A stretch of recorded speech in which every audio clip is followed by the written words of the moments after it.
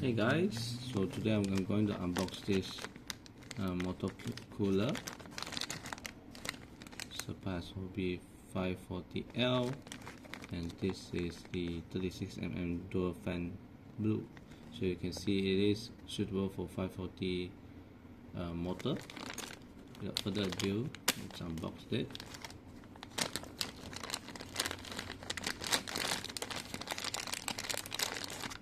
So this should help cool your motor, and then this connects to your radio controller.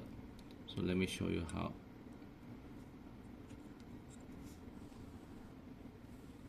There you go, I have it installed. So yeah, just slap it in and then connect it to your controller.